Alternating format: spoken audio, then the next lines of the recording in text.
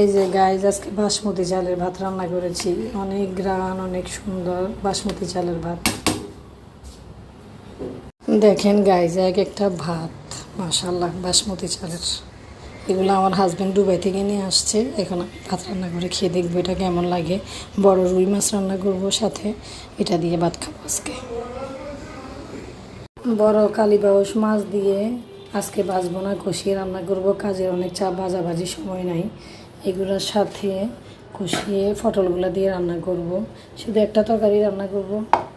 তো আমি মাছগুলো ধুয়ে নিয়েছি, পটলগুলো ধুয়ে নিয়েছি। এখন রান্না করব ফ্রোজিং করা ডিপ ফ্রিজের কাঁচামরিচ এবং কি পেঁয়াজ। ডিপ ফ্রিজের পেঁয়াজ দিয়ে রান্না করব। অনেকগুলো করে পেঁয়াজ কেটে রেখে দিয়েছি। এই যে এইভাবে করে দিয়ে দিলে অনেক সুন্দর সিদ্ধ হয়ে যায়। আর এই তো কাঁচামরিচগুলো একেবারে ভেঙে দিয়ে দিই, এরকম করে আরও অনেকগুলো কাঁচামরিচ দিয়ে দিব।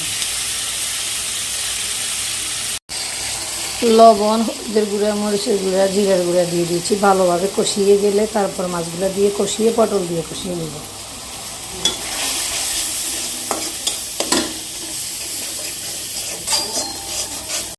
ঝোলগুলোর বলক আসলে মাছগুলো দিয়ে দিব।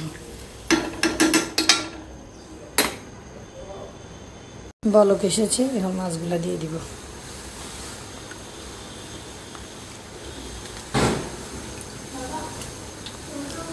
তারপর কষানো হয়ে গেলে উঠিয়ে নিব। উঠিয়ে নিয়ে পটলগুলো কষিয়ে নিব।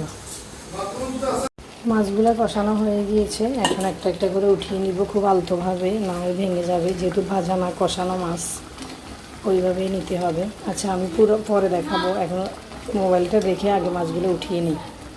এইভাবে একটা একটা একটা মাছও ভাঙে নিয়ে একদম আস্তে আস্তে উঠিয়ে নিয়েছি। এই যে একটা মাছও ভাঙে নিয়ে যে এই যে মশলাটা কষানো হয়েছে, এখানে ধোয়া পটলগুলো দিয়ে দিয়ে ভালো করে কষিয়ে মাছগুলো উপর দিয়ে দিয়ে দিয়ে টমেটো দিয়ে দিব, ধনিয়া পাতা দিব। পটলগুলো দেওয়া শেষ, এখন ভালোভাবে কষিয়ে নিচ্ছি। কষানো হলে মাছগুলো উপর দিয়ে দিয়ে দিব। ভালোভাবে নেড়ে নিচ্ছি। আর একটু ঝোল লাগবে কষানোর। পটল কষানো হয়ে গিয়েছে, এখন মাছগুলো উপর দিয়ে দিয়ে দিচ্ছি। সাথে টমেটোগুলো দিয়ে দিব।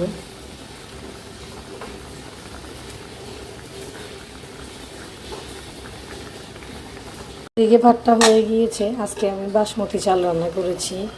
বাসমতি চালের ভাতগুলোর এত গ্রান, এক একটা ভাত কত লম্বা, এই যে কত লম্বা সাইজের ভাত। এই যে এখানে একটা ভাত।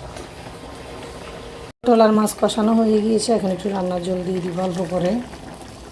তারপর হয়ে আসলে ধনিয়া দিয়ে নামিয়ে নিব। কেমন হয়েছে আমার কষানো মাছ দিয়ে পটল রান্না দেখতে অবশ্যই কমেন্টে বলবেন। গাইজ, আমার তরকারি ফাইনালি হয়ে গিয়েছে। এখন ধনিয়া পাতা দিয়ে নামিয়ে নিব। ধনিয়া পাতার গ্রানটা অনেক ভালো লাগবে, একদম কচকচা সবুজ কালার।